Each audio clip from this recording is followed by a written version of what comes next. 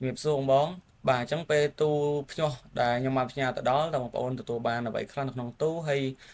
រៀបចំដូចម្ដេចអញ្ចឹងវីដេអូនេះខ្ញុំធ្វើរៀងលឿនតិចបងប្អូនដើម្បីសម្រួលដល់ការប្រើប្រាស់របស់បងប្អូនព្រោះអី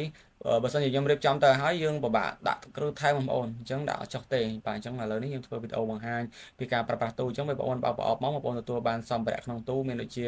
ដូចភ្លើងបាទមានដូចភ្លើងមានស្នូកទឹកមានពិលមានស្នូកចំណីបាទមានពូកម្ដៅកូនមាន់បាទអានេះជាពិលឆ្លោះបងប្អូនដាក់ថ្មខ្លួនឯងអានោះតើមានថ្មណាអានេះដបស្វាច់ដាក់ទឹកឲ្យកូនមាន់បាទដាក់បាក់សាំងដាក់អីអញ្ចឹងទៅបាទអញ្ចឹងចំពោះអានេះជាស្នូកដាក់ចំណីសម្រាប់កូនមាន់ពេលដែលបងប្អូនញាស់រួចបងប្អូនដាក់មិនដាក់ក្នុងទូទេបងប្អូនបាទដាក់នៅក្នុងទ្រុងដែលបងប្អូនញាស់មកយើងដាក់អាហ្នឹងទៅវាស្រួលបាទអញ្ចឹងយើងមានសភៅណែនាំបាទភៅណែនាំហើយគឺយើងមានប្រព័ន្ធទឹកអូតូមានរ៉ូឡូបាទអញ្ចឹងខ្ញុំបង្ហាញបងប្អូនមួយអានេះដូចចាប់អាគុយបងប្អូនបាទនេះគឺជាអំពូលកម្ដៅកូនមាន់បាទខ្នាត50 វ៉ាត់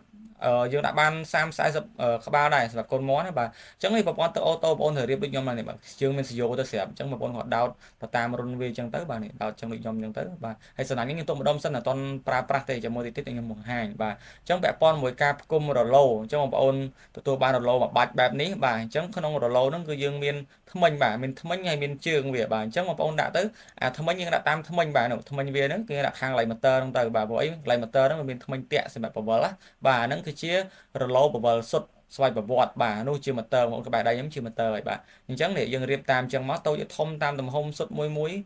យើងមានຂະຫນາດប្រវែងវាស្មើគ្នាទាំងអស់អញ្ចឹងចង់តូចក៏បានធំក៏បានបាទអញ្ចឹងអាខ្លីជាងគេនេះបងប្អូនតែឆ្ងល់ថានឹងដាក់ឡៃណាបាទនេះដាក់ឡៃម៉ូទ័រនេះព្រោះអាហ្នឹងវាទឹះម៉ូទ័រវាយើងអត់មានថ្មិញទេបាទអញ្ចឹងនឹងរៀបឲ្យស្មើគ្នាអញ្ចឹងមកនេះអានេះຂະຫນາດសម្រាប់ពងមាន់ពងទាបងប្អូនដាក់កង្ហាន់អាចសល់រឡូបើសិនជាបងប្អូនដាក់គ្រួចអាហ្នឹងខ្វះវិញដោយសារយើងគ្រួចយើងទំហំសុទ្ធដូចទូចបាទអញ្ចឹងអានេះដូចម៉ូទ័រដើម្បីបវលពងយើងដាក់ជាមួយក្បាលម៉ាស៊ីនមកយើងមានដូចស្រាប់ទេបងប្អូន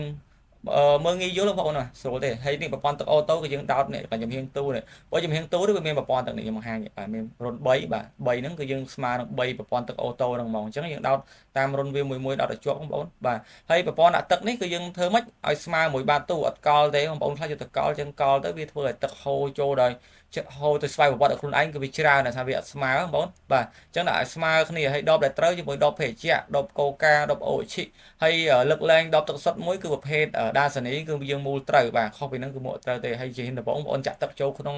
បាទូសិនមកកាលណាបងប្អូនអត់ចាក់ទឹកចូលក្នុងបាទូទេវាហូរទៅពីដបដែលយើងមូលចូលនេះហូរទៅអស់អញ្ចឹងណាបាទអញ្ចឹងយើងចាក់ទឹកមកល្មមខាងក្នុងឲ្យស្មើគ្នាមកហើយបន្ទាប់មកយើងមូលដបចូលតែនេះខ្ញុំឧទាហរណ៍ខ្ញុំដាក់តែ2ទេ